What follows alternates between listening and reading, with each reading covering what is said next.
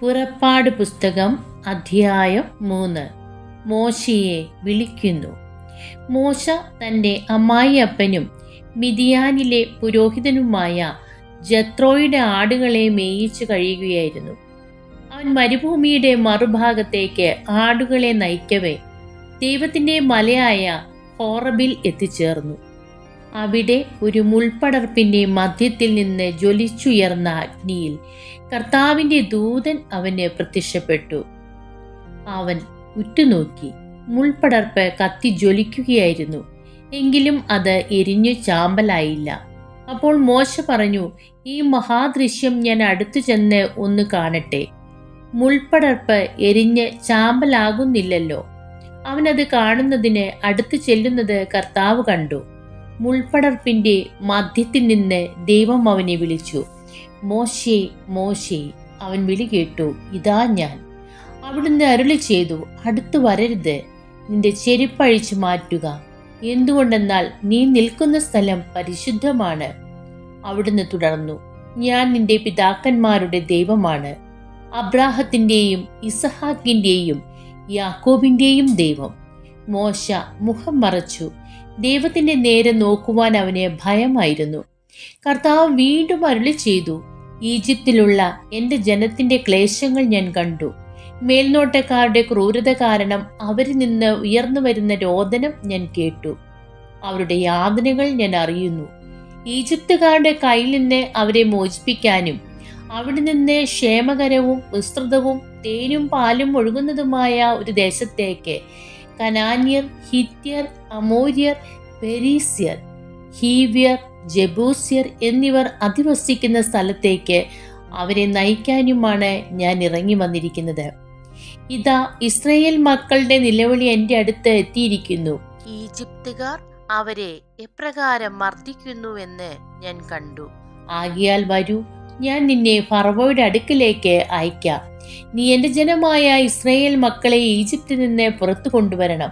മോശ ദൈവത്തോട് പറഞ്ഞു, ഫറവോയുടെ അടുക്കൽ പോകാനും ഇസ്രായേൽ മക്കളെ ഈജിപ്തിൽ നിന്ന് പുറത്തു കൊണ്ടുവരാനും ഞാൻ ആരാണ്? അവിടുന്ന് അരുളി ചെയ്തു, ഞാൻ നിന്നോട് കൂടെ ഉണ്ടായിരിക്കും.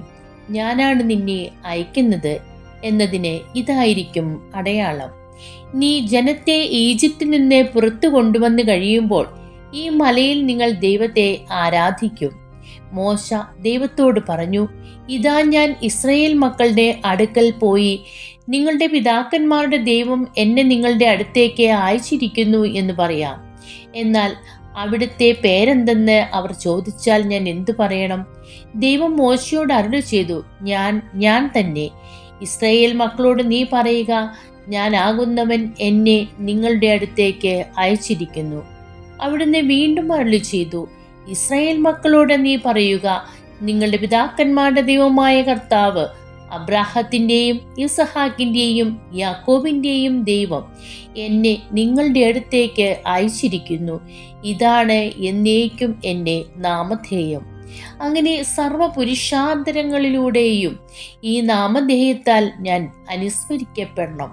നീ പോയി ഇസ്രായേൽ ശ്രേഷ്ഠന്മാരെ വിളിച്ചുകൂട്ടി പറയുക, നിങ്ങളുടെ പിതാക്കന്മാരുടെ ദൈവമായ കർത്താവ്, അബ്രാഹത്തിന്റെയും ഇസഹാക്കിന്റെയും യാക്കോബിന്റെയും ദൈവം പ്രത്യക്ഷപ്പെട്ട് എന്നോട് അരുളി ചെയ്തു, ഞാൻ നിങ്ങളെ സന്ദർശിക്കുകയും ഈജിപ്തുകാർ നിങ്ങളോട് പ്രവർത്തിക്കുന്നത് കാണുകയും ചെയ്തിരിക്കുന്നു.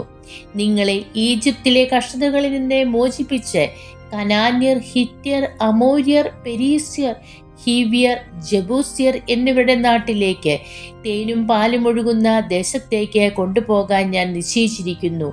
നീ പറയുന്നത് അവർ അനുസരിക്കും.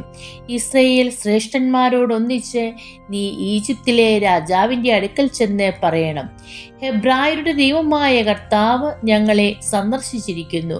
3 ദിവസത്തെ യാത്ര ചെയ്ത് മരുഭൂമിയിൽ ഞങ്ങളുടെ ദൈവമായ കർത്താവിനെ ബലിയർപ്പിക്കുവാൻ ഞങ്ങളെ അനുവദിക്കണം. കരുത്തുറ്റ കരം കൊണ്ട് നിർബന്ധിച്ചാലല്ലാതെ ഈജിപ്തിലെ രാജാവ് നിങ്ങളെ വിട്ടയക്കില്ലെന്ന് എനിക്കറിയാം. ഞാൻ കൈനീട്ടി അത്ഭുതങ്ങൾ പ്രവർത്തിച്ച് ഈജിപ്തിനെ പ്രഹരിക്കും.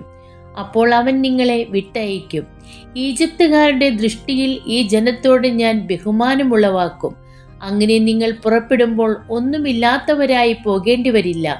ഓരോ സ്ത്രീയും തൻ്റെ അയൽക്കാരിയോടും തൻ്റെ വീട്ടിൽ അതിഥിയായി പാർക്കുന്നവളോടും സ്വർണവും വെള്ളിയും കൊണ്ടുള്ള ആഭരണങ്ങളും വസ്ത്രങ്ങളും ചോദിച്ചു വാങ്ങണം.